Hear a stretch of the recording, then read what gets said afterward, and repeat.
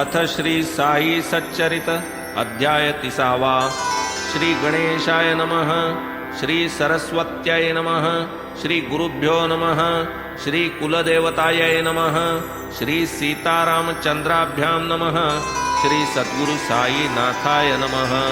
ओम नमो जी साई सदया भक्तवत्सला करुणालया दर्शने वारिसी भक्त भवभया नेसी विलया आपदा आरंभी वसती निर्गुणी तो तू भक्त भावाची या गुणी ओवून आणिलासी सगुणी संत चूडामणी साईनाथा निज भक्तोद्धारण कार्य संता सर्वदा अपरिहार्य तू तर संत वृंदाचा आचार्य तुझसीही अनिवार्य ते आहे जीवही धरिले तव चरणद्वय पावले सकळ किलमिष लय जाहला पूर्व संस्कारोदय मार्ग निर्भय निष्कंटक आठवून या आपुले चरण येती महातीर्थीचे ब्राह्मण करीती गायत्री पुरश्चरण पोथी पुराण वाचिती संस्कारहीन अल्पशक्ती काय आम्ही जाणू भक्ती टाकिले जरी आम्हा समस्ती साई न देती अंतर जयावरी ते कृपा करीती अचिंत्य महाशक्ती पावती आत्मानात्म विवेक संपत्ती सवेची प्राप्ती ज्ञानाची साई मुख वचन लालसे भक्तजन होऊनी पिसे शब्द शब्दांचे जोडून ठसे पाहत भरवसे प्रतीती निज भक्तांचा मनोरथ जाणे संपूर्ण साईनाथ पुरविताही तोच समर्थ तेणेची कृतार्थ तद्भक्त धाव पावगा साईनाथा ठेवितो तुझिया चरणी माथा विसरोनिया अपराधा समस्ता निवारी चिंता दासाची ऐसा संकटी गांजिता भक्त स्मरे जो साईनाथा तयाचिया उद्विग्न चित्ता शांतिदाता तो एक ऐसे साई दया सागर कृपा करिते झाले मजवर तेणेच वाचका झाला हा सादर ग्रंथ मंगलकारक ना तरी माझा काय अधिकार कोण हे कार्य घेता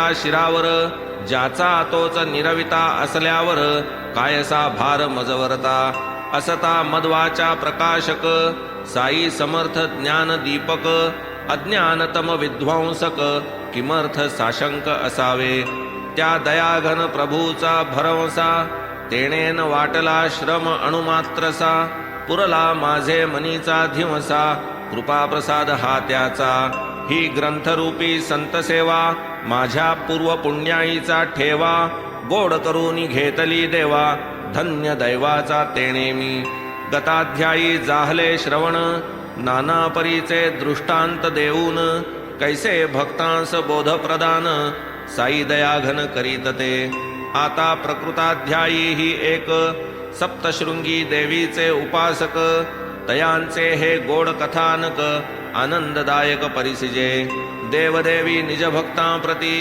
कैसे निरविती संता हाती ही तरी एक चमत्कृती सादर चित्ती अवलोका महाराजांच्या कथा बहुत एकाहून एक अद्भुत ही कथा श्रवणोचित सावचित्त परिसावी कथा नव्हे हे अमृतपान येणे पावाल समाधान कळोन येईल साईंचे महिमान व्यापकपणही तैसेच चिकित्सक आणि तर्कवादी इवही न लागावे यांच्या नादी येथे नाही वादावादी प्रेम निरवधी पाहिजे ज्ञानी असून व्हावा भाविक श्रद्धाशील विश्वासूक किंवा संता घरीचा पाईक इतरा या माईक काहण्या हा साई लीला कल्पतरू निर्विकल्प फलपुष्पधरू असेल भक्त भाग्याचा सधरू तोची उतारू येतळी ऐका हो कथा परम पावनी परमार्थिया मोक्षदानी सकळ साधना पोटी मुखरणी कृतकल्याणी सकळिका सहजे जडजीवोद्धारण ते हे साई कथामृतपान प्रापंचिकांचे समाधान मोक्ष साधन मुमुक्षुवा करिता एक कल्पना येथ पावे आणिक कल्पनातीत म्हणून हेमाड होऊन विनीत श्रोतया पालवीत श्रवणार्थ ऐसी एक एक कथा कथिता वाढेल लीला रसा स्वादता होईल समाधान भवद्वार्ता साई समर्थता ती हीच जिल्हा नाशिक ग्रामवणी काकाजी वैद्य नामक कोणी असती तेथे वास्तव्य करुनी उपाध्ये ते स्थानी देवीचे देवीचे नाम सप्तशृंगी उपाध्ये अस्थिर अंतरंगी अनेक दुर्धर आपत्ती प्रसंगी संसार संगी गांजले येता कालचक्राचा फेरा मन हे भोवे जैसा भोवरा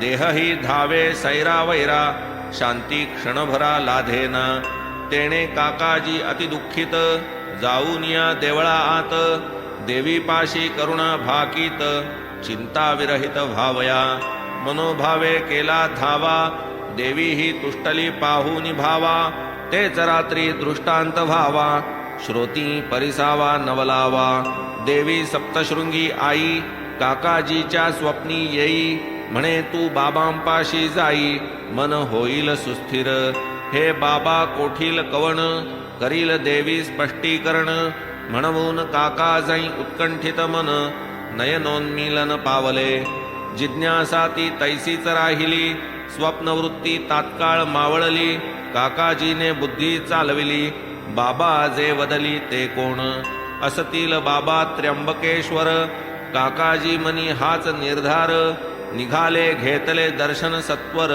राहीना अस्थिरता मनाची काकाजीने 10 दिवस त्र्यंबकेश्वरी केला वास अखेरपर्यंत राहिला उदास मनोल्लास लाधेना जाईना मनाची दुश्चित्तता शमेना तयाची चंचलता दिवसेंदिवस वाढे उद्विग्नता निघाला मागुता काकाजी नित्य प्रातस्नान करी रुद्रावर्तन लिंगावरी संततधार अभिषेक धरी परी अंतरी अस्थिर पुनश्च जाऊनी देवी द्वारी वदे का धाडिले त्र्यंबकेश्वरी आता तरी मज स्थिर करी या येरझारी नकोगे येणे परी अति काकुळती धावा करी तो देवी प्रती देवी त्या दर्शन दे राती वदे दृष्टांती तयाते म्हणे मी जे बाबा वदत ते शिर्डीचे साई समर्थ त्र्यंबकेश्वरी गमन किमर्थ केले का निरर्थक कळेना कोठे शिर्डी कैसे जावे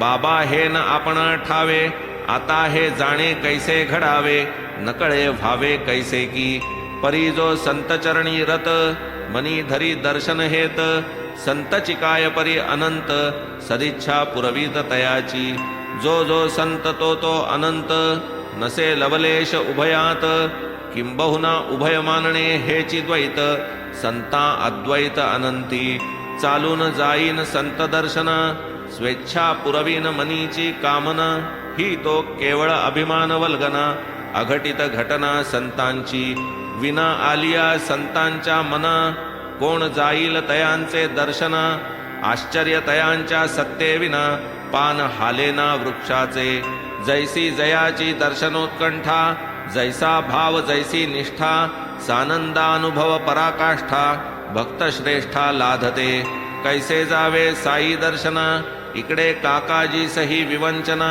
तिकडे तयांचा शोधित ठिकाणा पातला पाहुणा शिर्डीचा पाहुणा तरी काय सामान्य अवघ्या परीस जो बाबांस मान्य जयाच्या प्रेमास तुळेना अन्य अधिकारही धन्य जयाचा माधवराव नामाभिधान देशपांडेपणाचे वतन बाबांपाशी अति लढिवाळपण चालेना आन कवणाचे सदा सर्वदा प्रेमाचे भांडण अरे तुरेचे एकेरी भाषण पोटच्या पोरासम प्रेम विलक्षण पातला तत्क्षण वणीस बाळास जव जाहले दुखणे आईने देवीस घातले गाऱ्हाणे तुझ्या ओटीत घातले हे तान्हे तारणे मारणे तुझकडे बाळ माझे बरे होता चरणावरी घालीन तत्वता येणे परी देवीस नवसिता लाधली आरामता बाळास वैद्यकाय देवकाय कार्य उरकता विसर होय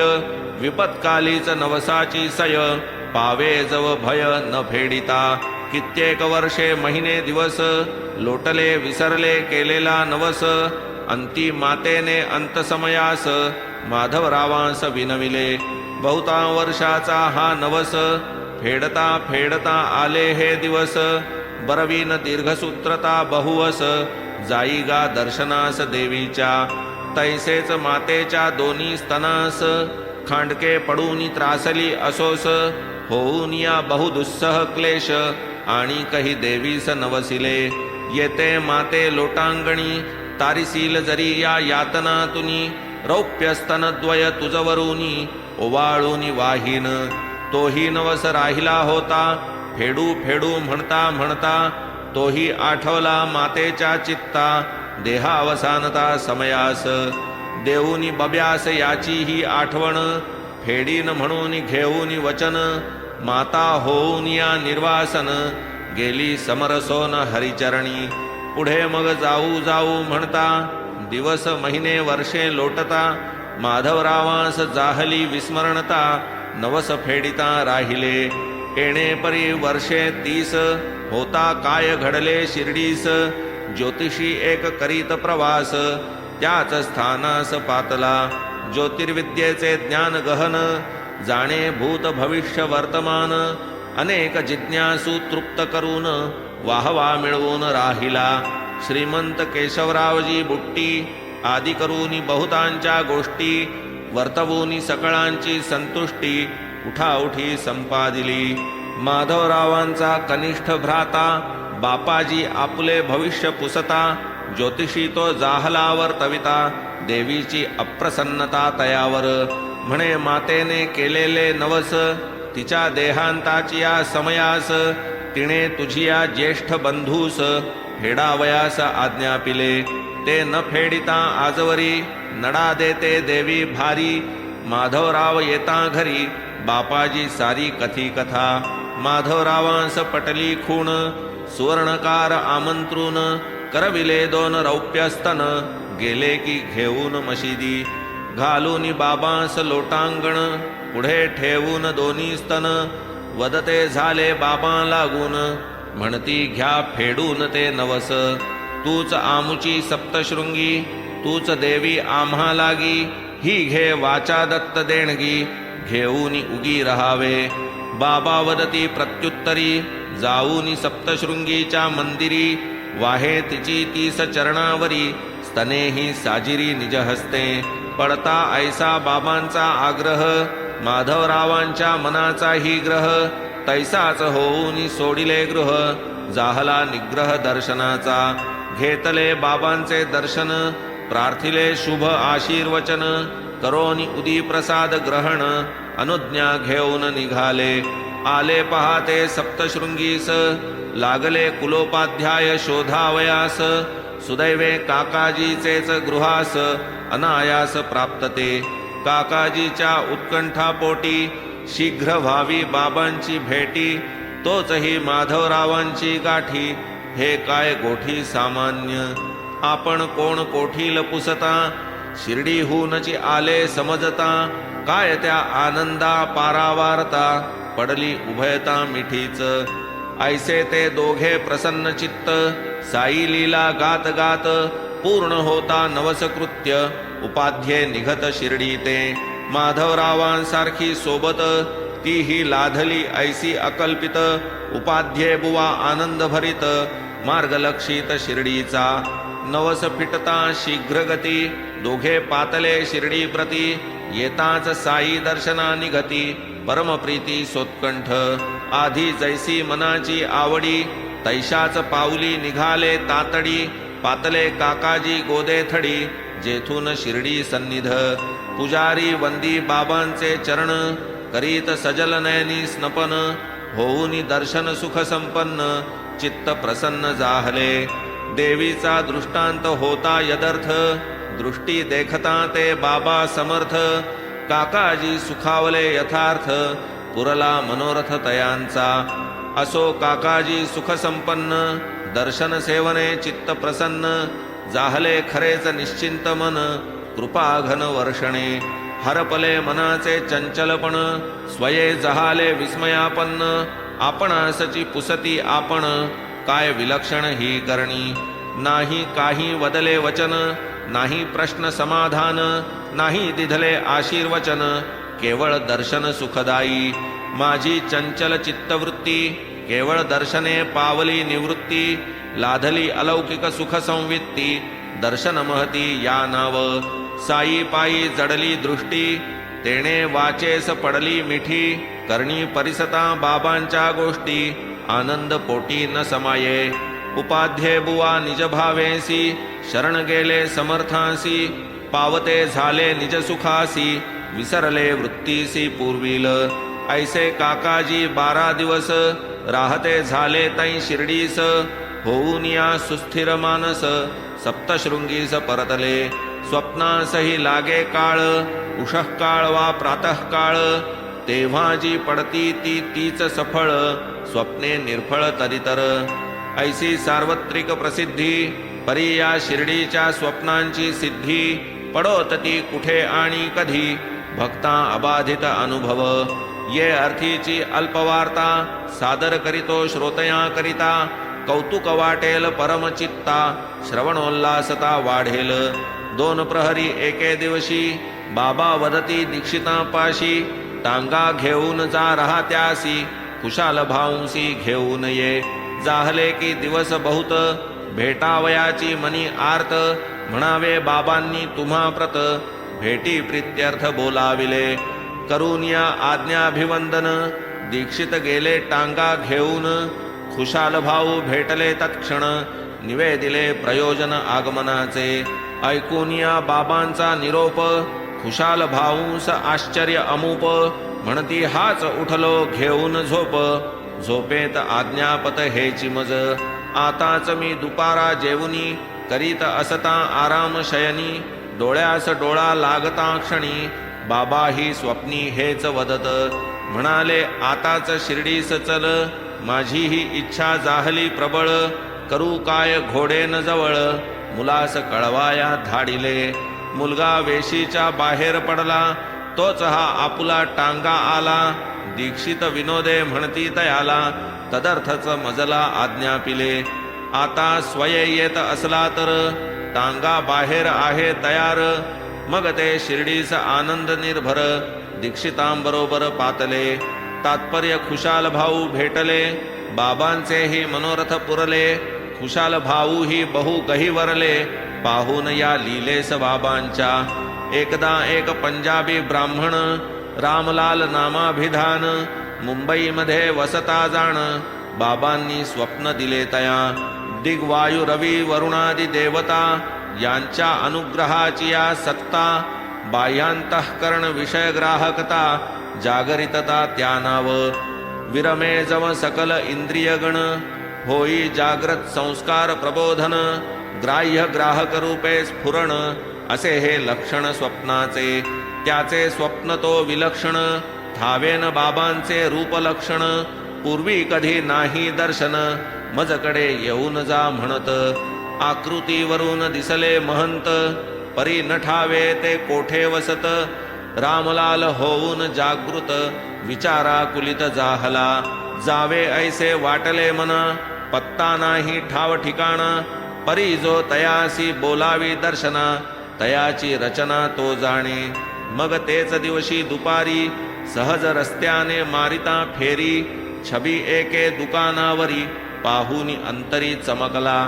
स्वप्नी जे रूप दिसले तयाला, तेच ते गमले रामलालाला. विचारपूस कराया लागला, दुकानदाराला तात्काळ. लक्ष लावून छबी पाहे, कोण कोठील आहेत हो हे, कळता हा साई शिर्डीत आहे, स्वस्थ राहे रामलाल. पुढील पत्ता पुढे लागला, रामलाल शिर्डीस गेला, बाबांची या निर्वाण काला, पर्यंत राहिला त्यांपाशी. आपुल्या भक्तांचे पुरवावे हेत, आणावे तयांस दर्शनार्थ, पुरवावे स्वार्थ वा परमार्थ, हेची मनोरथ बाबांचे. नातरी जे अवाप्त काम, स्वये सर्वदा निष्काम, निस्वार्थ निरहंकार निर्मम, भक्त कामैक अवतार. क्रोध ज्याचा घेईन वारा, द्वेषास जेथे न लभे थारा, डोळान देखे जो उदरंभरा, साधू खरा तो समजावा. सर्वांठाई प्रेम निस्वार्थ, हाच ज्याचा परम पुरुषार्थ. वेचीन धर्म विषया व्यतिरिक्त, वाचा ही व्यर्थ पळभरी. सारांश माझा धरुनी हात, लिहवून घेता हे निजचरित. भक्ती भावे निजस्मरणरत, हे चिकी इंगित येथील. म्हणवून हेमाड अति विनीत नित्य श्रोतया हेची विनवीत होऊनी श्रद्धा भक्ती समन्वित साई सच्चरित परिसावे तेणे मनास होईल शांती उपजेल व्यसनमग्ना उपरती जडेल साई चरणी भक्ती भव निर्मुक्तीदायक असो पुढील अध्यायी आता संन्यासी विजयानंदाची कथा जयास मानस सरासी जाता लाधली निर्मुक्तता निजपदी भक्त मानकर बाळाराम तयाही तैसाच दिधला विश्राम तोच नूलकर मेघांचा काम पुरवी प्रकाम साईनाथ व्याघ्रासारखा क्रूर प्राणी तयाही दिधला ठाव चरणी ऐसी अगाध साईंची करणी श्रवणा पर्वणी महोत्सव स्वस्ति श्री संत सज्जन प्रेरिते भक्त हेमाडपंत विरचिते श्री साई समर्थ सच्चरिते नवसादि कथा कथनं नाम 33 संपूर्णः श्री सद्गुरु साईनाथार्पणमस्तु शुभं भवतु श्री सच्चिदानंद सद्गुरु साईनाथ महाराज की जय।